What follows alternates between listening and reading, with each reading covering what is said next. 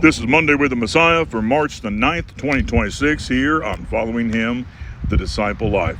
We don't always catch how angering some of the teachings of the Messiah were.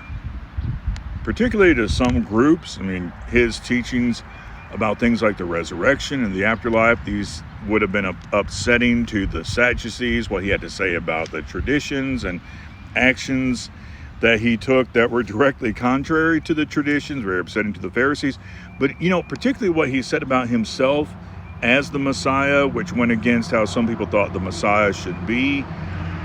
And, of course, teachings that implied his divinity, very upsetting to some of the people at the time among the Jewish people.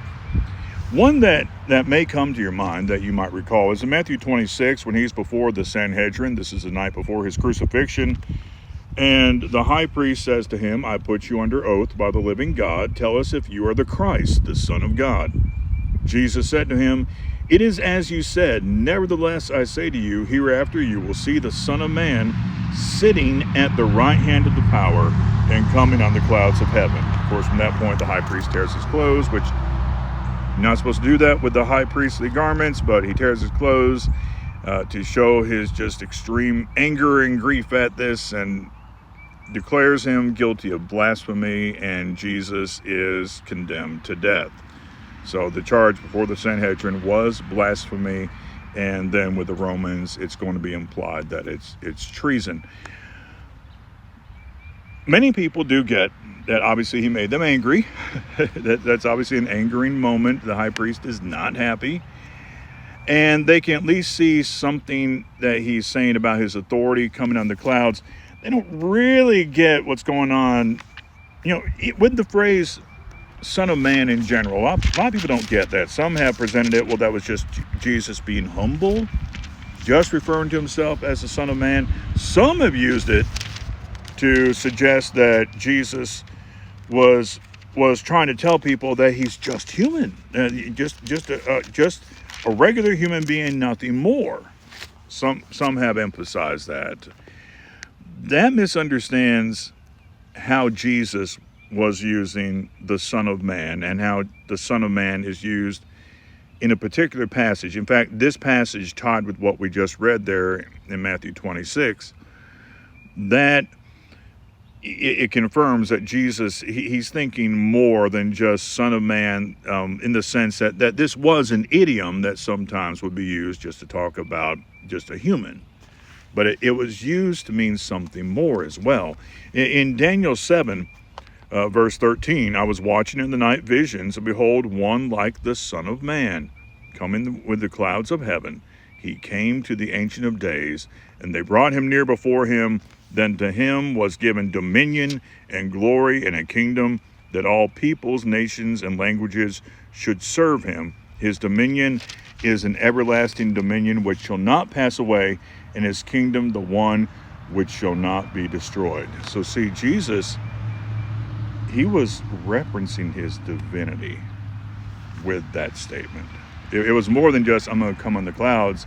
It's, I'm the one Daniel was speaking about. That was very much a reference to what we have there in the book of Daniel.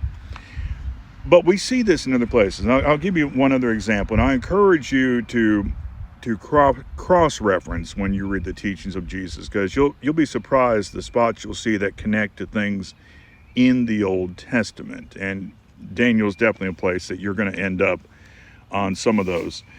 In John 5, after he had already made the Jews mad because the way he spoke about God as his Father made him equal to God. He presented himself equal with him, particularly when he says, "My Father has been working until now, and I have been working." So he was there with the Father who has been active until now. In other words, he's implying that he's as much Yahweh as the Father is Yahweh, that he has always been there. So, but he hammers this point home further by tying in with something else in the book of Daniel. Because if we go a little bit further there in John chapter 5, where he says, For as the Father has life in himself, so he has granted the Son to have life in himself, and has given him authority to execute judgment also, because he is the Son of Man. Now, once again, what we know from Daniel 7, very strong statement for him to make. Do not marvel at this. Now, he's getting ready to add on something, so what he said already would be enough to make them furious. Do not marvel at this, for the hour is coming, and he's getting ready to tie him with something in Daniel again, in which all who are in the graves will hear his voice and come forth, those who have done good to the resurrection of life, and those who have done evil to the resurrection of condemnation. That is essentially paraphrasing something. Because when we look in Daniel chapter 12, and many of those who sleep in the dust of the earth shall awake. Now, what's that talking about? The dead. The dead. So they're going to resurrect. Some to everlasting life, some to shame and everlasting contempt. So what we have in John 5, that's just paraphrasing what's in Daniel 12, after he's already referenced that he is the Son of Man, what's in Daniel chapter 7. So just one of the things to look at when you're in Scripture is how often the Messiah says things that would be incredibly angering to people. And this is something to keep in mind with ourselves. There's sometimes as an attitude says we just should never make people mad. Sometimes teaching the Christ is going to make people mad. We don't set out to do that. As much as it's within our power, we try to be at peace with all men, but sometimes it's not possible when you're presenting the whole truth. You have a great rest of the day, and shalom.